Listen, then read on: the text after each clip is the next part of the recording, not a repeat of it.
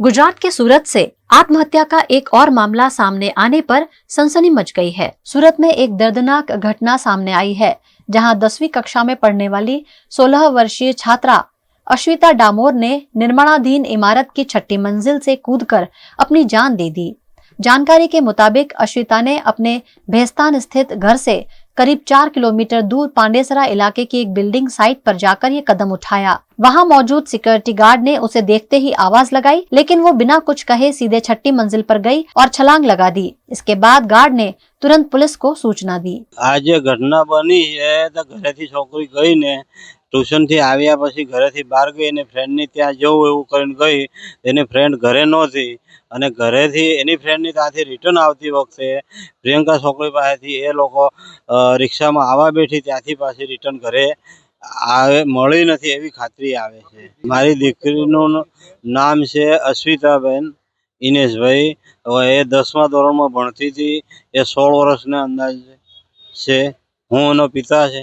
હવે આ જે ઘટના છે રિક્ષામાંથી નથી આવા ઉતરવા દીધી, ત્યાંથી ઘરે આવતી હતી એને ફ્રેન્ડને ત્યાંથી એને ઘરે નહીં આવવા દેવા, ઉતરવા નહીં દેવા માટે અહીંયા ઘરે સંગમમાં આવવા બદલે આમ ફેરવીને કે કઈથી લઈ ગયા એ તિરુપતિ છોકરી પાસે લઈ ગયા। મારી માંગ કે એને આ પૂરેપૂરી માહિતી અને કઈ રીતે અહીંયા ઉતરવાને બદલે ત્યાં કેમ ગઈ અને આ મને એવું લાગતું નથી કે આ સહમાલથી પડી છે।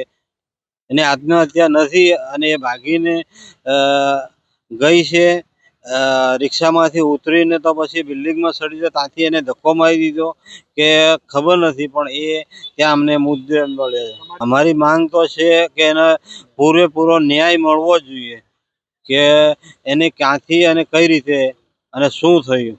અમે ભેસ્તાન પોલીસ સ્ટેશન અહીંથી શોધખોળ કરી 8 વાગ્યા પછી 9 વાગ્યા સુધી અને 10 વાગ્યા સુધી અમે રાઉન્ડ માર્યા, પછી ન મળે તો અમે ભેસ્તાન પોલીસ સ્ટેશને ગયા। બોડી અમને 2 વાગ્યા મળી। અમને તિરુપતિ સર્કલની આગળ પ્લેટિનિયમ ઓમકાર બિલ્ડિંગમાં આગળ મળી ત્યાં પડે। ઘટના તો રાતના 3:30 વાગે અમારા સમાજના આગેવાન દિનેશભાઈ છે, એમનો મારા પર કોલ આવ્યો હતો કે ઇનેશભાઈ ડામોર છે, આપણે સામાજિક કાર્યકર્તા, એમના છોકરીનું કંઈ ડેથ થઈ ગયું છે એમ।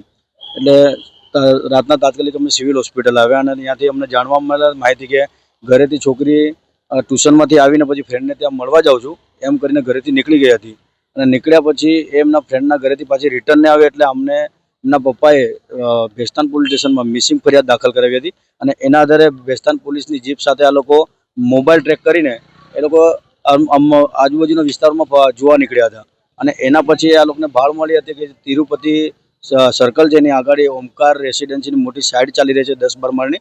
એ 10-12 માળની સાઇડ પાસે પોલીસના કાફિલા સાથે ત્યાં બધા 108 ઊભેલી હતી એટલે આ લોકોને નજર પડી એટલે એ લોકો ત્યાં ગયા તો ત્યાં એમને ખબર પડી કે મારી દીકરી અહીં મૃત હાલતમાં પડેલ છે અને એમને પરિવારને શંકા છે કે જે ફ્રેન્ડને મળવા ગયા હતી જે રિક્ષામાં બેઠી છે રિક્ષાવાળા ભાઈઓ એને ઘર સુધી મૂકવાના બદલે આઉટ સાઈડ ઉપર લઈ ગયા।